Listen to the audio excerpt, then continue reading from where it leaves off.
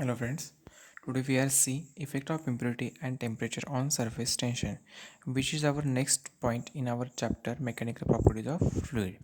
In last lecture we are see the angle of contacts and angle of contacts and factors affecting the angle of contacts. Then here we see effect of impurities on surface tension. First we see what is surface tension. The surface tension means a liquid at rest shows a very interesting property called surface tension.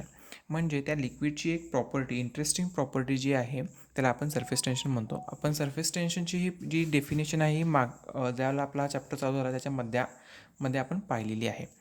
तर बघूया. The effect of impurities on surface tension of liquid can be either due to soluble impurities and insoluble impurities on the surface of liquid. त्यातली first property काय आहे बघा, effect of soluble impurities. म्हणजे काय, तर soluble impurities म्हणजे विरघळणाऱ्या impurities ज्या असतात त्याचा इफेक्ट सरफेस टेन्शनवरती काय होतो. When soluble substance such as common salt that is sodium chloride is dissolved in water, the surface tension of liquid increases. म्हणजे ज्या वेळेला soluble substance such as common salt म्हणजे आपलं रेग्युलर मीठ जे आहे sodium chloride is dissolved in water, the surface tension of water increases. म्हणजे the surface tension of water, त्या वॉटरचं सरफेस टेन्शन आहे हे वाढतं, इन्क्रीज होतं. ज्यावेळेला आपण बघा त्याच्यामध्ये एखाद्या आपल्या रेग्युलर पाण्यामध्ये जर मीठ आपण टाकलं आणि ते विरघळलं तर त्याची एक घनता किंवा त्याचं जे सरफेस टेन्शन असतं ते थोडं जाड आपल्याला भासतं. Okay. Then effect of partly soluble impurities. Partly म्हणजे पूर्णपणे विरघळणार असं नाही, तर थोडं विरघळेल थोडं विरघळणार नाही. When a sparingly soluble substance such as phenol or a detergent is mixed with water, surface tension of water decreases. Okay. म्हणजे आपलं डिटर्जंट जे आहे हे पार्शली थोडंसं त्याच्यामध्ये स्पॅरिंगली सोल्युबल असतं, त्यामुळे तिथलं काय असतं सरफेस टेन्शन हे कमी होतं. Example, a detergent powder is mixed with water to wash clothes. Due to this the surface tension of water decreases and water makes good contact with the fabric and is able to remove through stains. ज्यावेळेला आपण कपडे धुतो त्यावेळेला त्याच्यामध्ये आपण detergent घालतो, तर का, तर त्या वॉटरचं सरफेस टेन्शन जे आहे ते कमी करण्यासाठी, जेणेकरून त्या वॉटरचा आणि आपल्या फॅब्रिकचा कॉन्टॅक्ट जो येणार आहे किंवा त्याचा जो एकमेकांशी जो संबंध येणार आहे तो व्यवस्थित यावा, जेणेकरून जे डाग आहेत, कपड्यावर पडलेले डाग असतात किंवा इतर मळ असतो तो व्यवस्थितरित्या निघून जावा यासाठी. Okay. Then effect of insoluble impurities. Insoluble impurity means न विरघळणाऱ्या impurities. When when insoluble impurity is added into water, surface tension of water decreases.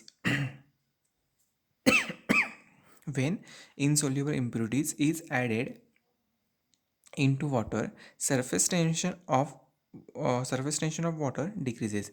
When impurities gets added to any liquid, the cohesive force of that liquid decreases, which affect the meniscus.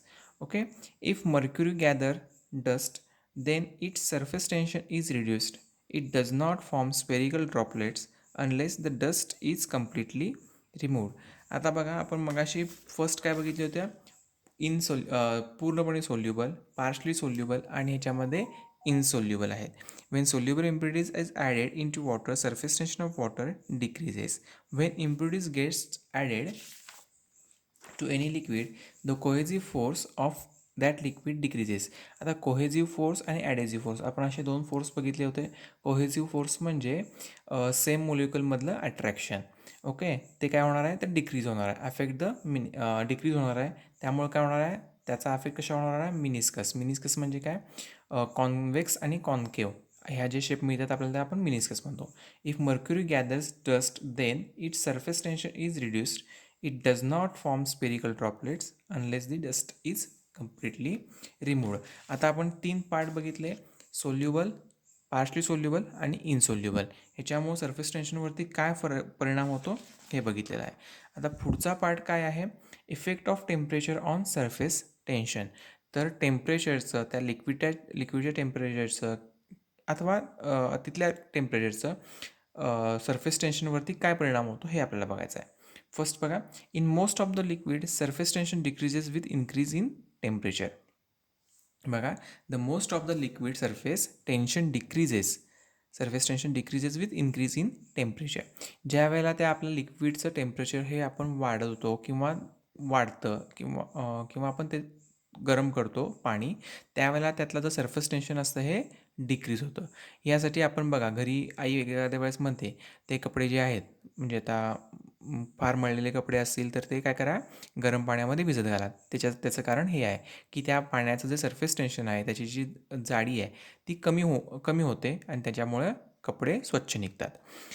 Then second, new cotton fabric is washed in cold water as water does not make good contact with the fabric due to its higher surface tension.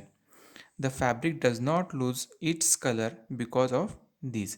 ज्याला नवीन कपडे आपण कॉटनचे कपडे घेतो त्याला ते गरम पाण्यामध्ये आपण सहसा भिजत घालत नाही, ते आपण कोल्ड पाण्यामध्ये भिजत घालतो. त्याचं कारण काय आहे, तर ते पाणी त्या कपड्यांमध्ये पूर्णपणे जर त्याच्या कॉन्टॅक्टमध्ये आलं तर त्यातला जो रंग आहे फॅब्रिकचा, तो फॅब्रिकचा रंग किंवा त्याचं ते डिझाईन असेल ते पूर्णपणे जाईल किंवा काहीतरी त्याचा बिघाड होईल. यासाठी आपण ते कोल्ड पाण्यामध्ये यूज करतो, म्हणजे भिजवतो किंवा धुतो. Hot water is used to remove through stain on fabric because of its lower surface tension. मगाशीच आपण एक्सप्लेन केलेलं आहे, मळके कपडे असतील किंवा तेलकट कपडे असतील ते आपण सहसा गरम पाण्यामध्ये धुतो किंवा वॉश करतो. त्याचं कारण मेन आहे त्याचं हॉट वॉटरचं सरफेस टेन्शन हे कमी असतं, डिक्रीज होतं, त्यामुळं ते कपडे असतात ते स्वच्छ निघतात. हे आहे. Next, in this case, the molten copper or molten cadmium, the surface tension increases with increase in temperature. बघा, in this case, the molten copper or molten cadmium, the surface tension increases with increase in its temperature. म्हणजे आता इथे बघा, molten copper जो असतो, म्हणजे आता okay, molten copper आणि molten cadmium, the surface tension increases with increase in its temperature. The surface tension of a liquid becomes zero at critical temperature. बघा, surface tension of liquid becomes zero at critical temperature. Critical टेम्परेचरला surface tension हे पूर्णपणे zero असतं. तर बघा, effect on, first आपण काय बघितलं, effect of impurity and temperature on surface tension. Surface टेन्शनवरती इम्प्युरिटीच्या काय परिणाम होतो आणि टेम्परेचरचा काय परिणाम होतो हे आत्ता बघितलं. आता पुढचा पार्ट काय आहे, तर excess pressure across a free surface of liquid. Access pressure across a free surface of liquid. ज्याला फ्री सरफेस असतो त्याच्यावरती आपण जर एक्सेस प्रेशर अप्लाय केलं तर त्याच्यामध्ये काय प्रकार होणार आहे किंवा काय परिणाम होणार आहे ते आता बघायचं आहे. Every molecule on a liquid surface experience force on both sides due to surface tension. Okay, surface टेन्शनमुळं, अथवा आपण ह्या चॅप्टर चालू केल्यापासून बघितलेलं आहे, एव्हरी मॉलिक्यूल, प्रत्येक मॉलिक्यूलवरती एक म्हणजे ज्याच्या संपूर्ण बाजूनं त्याच्यावरती फोर्स अप्लाय होत असतो, त्यालाच आपण सरफेस टेन्शन असं म्हणतो. The direction on the resultant force of surface tension acting on a molecule on a liquid surface depends upon the shape of the liquid surface. This force also contributes in deciding the pressure at a point just below the surface of liquid. Okay, तर surface टेन्शनमुळं त्या लिक्विडचा shape आपण ठरवू शकतो किंवा shape त्याला प्राप्त होतो, and also deciding the pressure on the point just below the surface of the liquid. Then diagram बघूया आपण त्याच्यातली, नाही 2 मिनटं. Let F A, okay, vector F A be the downward force due to the atmospheric pressure. Consider the molecule A just above the liquid and a molecule B inside the liquid. Level difference between A and B is almost zero, that it does not contribute anything to the pressure difference in all the three figures. The pressure at the point A is atmospheric pressure P. Okay, तर आता आपल्याला 3 बघायचे आहेत. Plain liquid surface, बघा त्याच्यातला पुढचा part, plane liquid surface. If the free surface of liquid is plane as shown in figure, the resultant force due to surface tension vector F T on the molecule at B is 0. The force vector Fa itself decides the pressure at A and B is the same. आता इथे काय आहे, याच्यावरती आपण काहीच परिणाम नाही आहे, प्लेन सरफेस आहे. ए आणि बी, इथे बघा, the force F A itself decide the pressure at A and B is same. Okay, ह्याच्यावरती काय आहे, ह्याच्यावरती काहीच आपल्याला परिणाम दिसत नाही आहे प्लेन सरफेस असल्यामुळं. ए आणि बी ह्याच्यावरचं जे प्रेशर आहे हे सेम आहे, प्लेन लिक्विड सरफेस. आता आपल्याला 3 कंडिशन मिळू शकणार आहेत, एक तर प्लेन किंवा एकदा कॉन्व्हेक्स किंवा एक कॉन्केव. आता पुढचा कुठला पार्ट आहे बघूया, convex liquid surface. If the forced surface of liquid is upper convex as shown in figure, okay, the resultant force due to surface tension vector Ft on the molecule at B is vertically downward and adds up to the downward force Fa. बघा, the resultant force vector Ft due to the surface tension, the resultant force due to surface tension vector Ft on the molecule at B is vertically downward and adds up to the downward force Fa. This develops greater pressure at point B. Which is inside the liquid and on the concave side of the meniscus. Thus, the pressure on the concave side, that is inside the liquid, is greater than that on the convex side, that is outside the liquid. Okay, आता इथं F A हा जो force आहे आणि हा F T हा एक force आहे. ओके, हे दोन फोर्स आपल्याला दिसतात, ए आणि पॉईंट बी आहे. ओके, कॉन्वेक्स साईडला आणि कॉन्केव साईडला. त्याच्यामुळे काय होणार आहे, तर convex side that is the outside the liquid, म्हणजे कशावरती,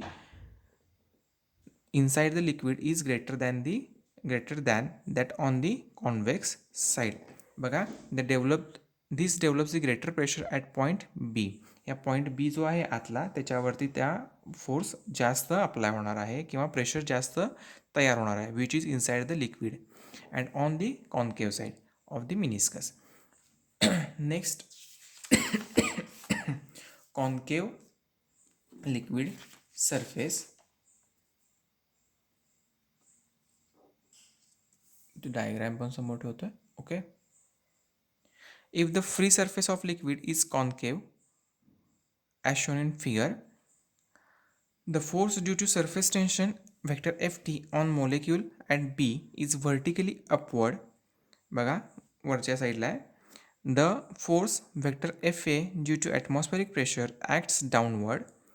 Force vector Fa and vector Ft thus acts in opposite direction. Therefore, the net downward force responsible for the pressure at B is less than vector Fa.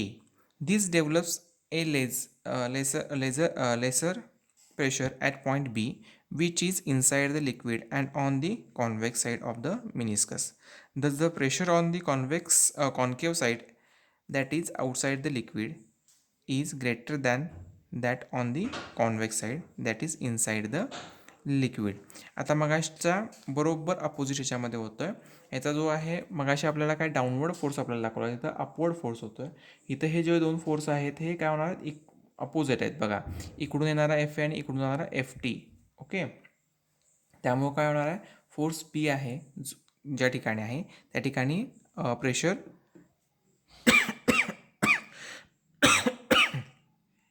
लेस येणार आहे. This develops a less than F A. Okay, develops the lesser pressure on point B, which is inside the liquid and on the convex side of the meniscus.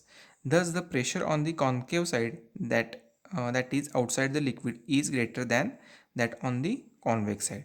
Okay, बरोबर मगाशी जे आपण बघितलं होतं ह्या डायग्राममध्ये, त्याच्याबरोबर इथं अपोजिट आहे. या ठिकाणी इनसाईडला आपल्याला इथं प्रेशर जास्त झालं, इथं काय होणार आहे, इथं बाहेरच्या साईडला प्रेशर जास्त येणार आहे. बी ह्या पॉईंटला प्रेशर कमी असणार आहे. तर आज आपण बघितलेलं आहेत 3 पार्ट. एक तर excess pressure across a free surface of liquid आणि effect of impurity and temperature on surface tension. ह्याच्या पुढचा जो पार्ट आहे आपण पुढच्या लेक्चरला बघूया. Good day.